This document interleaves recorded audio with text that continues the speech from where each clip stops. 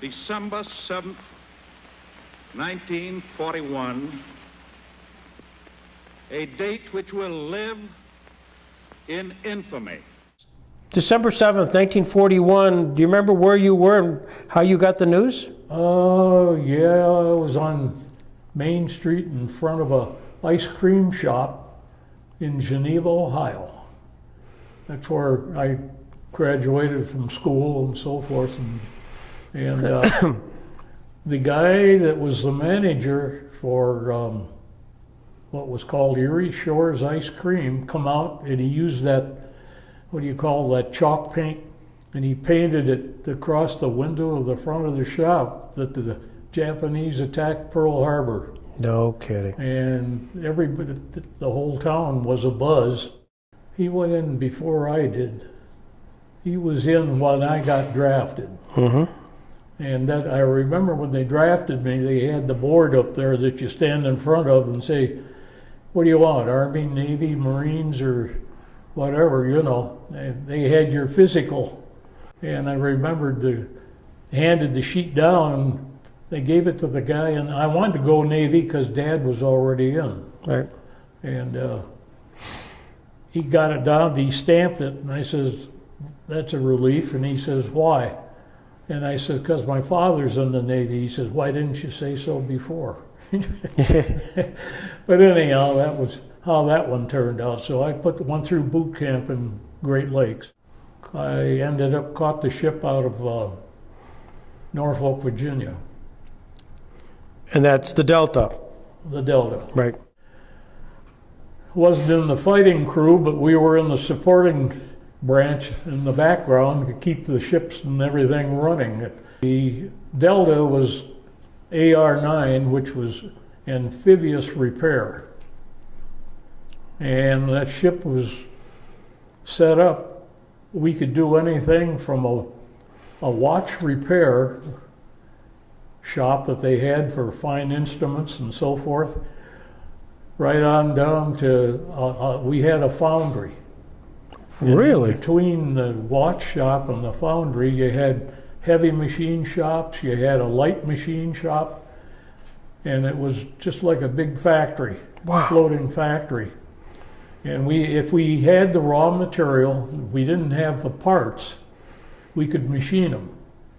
And if we didn't have the parts to machine, they'd go to the foundry and make them the material they needed and then machine it and use it. It's a floating factory. A floating factory. You're behind the scenes as they're island hopping in the Pacific here. Yes.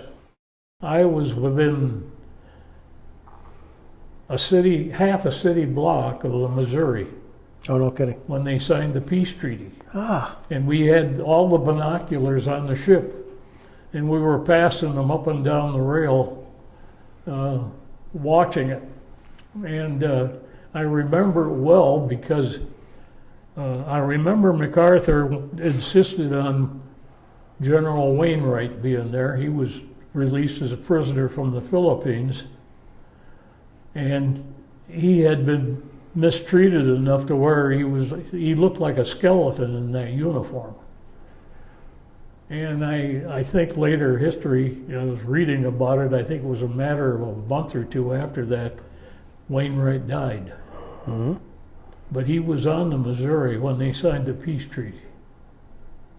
And I could see the Japanese in their high hats and the others with the uniforms on the big boys that were signing the peace treaty. And we later found out too that they couldn't find a proper table to sign the treaty on. And they went down to officers' mess and used a mess table, similar to what we have here.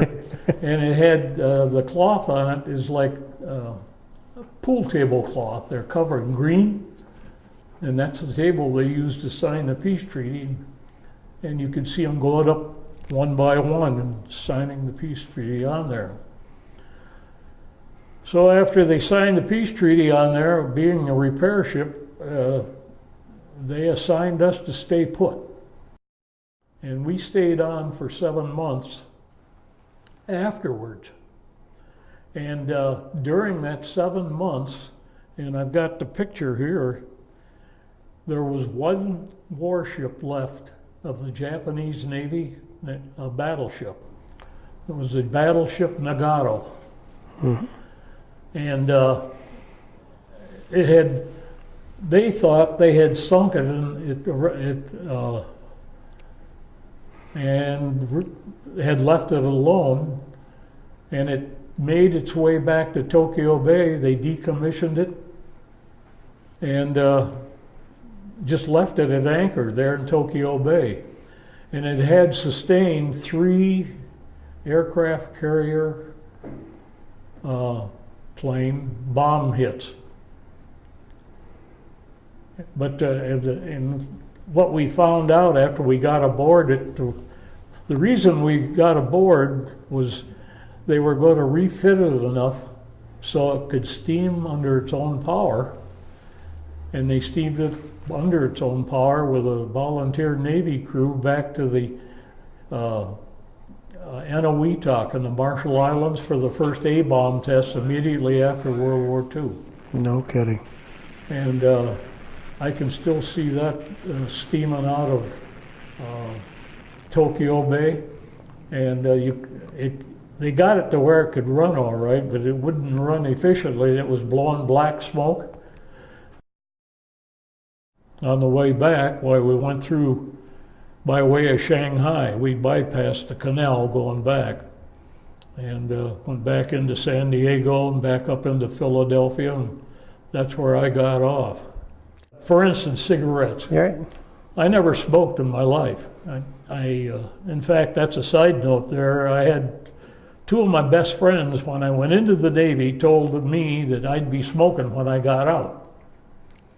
And one of the guys was already in the Navy. And when I came back after the war, I got discharged, they made me a $50 bet.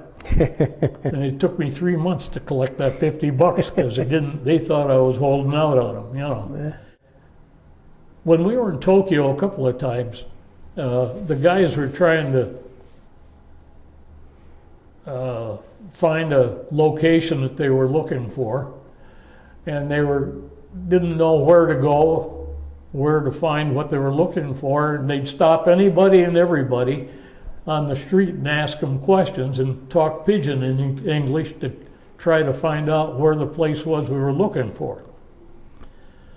And this fellow got this one good-looking lady was on a corner there, and the guy doing his best with pidgin English. She just stood there and looked at him. When he got done, she finally says, perfect English, she says, down 2 blocks, 3 blocks to the left. And he stood back and he said, where'd you learn English like that? She said, University of Pennsylvania, 39. My gosh. It was a different time, a different generation, and there's a big difference between how I felt then. You're younger and more carefree, and I got married just a year or 2 after I got out of the service, and I'm on my 65th wedding anniversary now. Congratulations. The closer I got to it, the more pleased I am to do it. There's so many around now that they're only beginning in the last 2, 3, 4 years. You run into somebody, they say, well, thank you for your service. Mm-hmm. Took them 60 years to get to that. Well, we thank you for your service. And we thank you for coming in today on short notice. It's been a pleasure.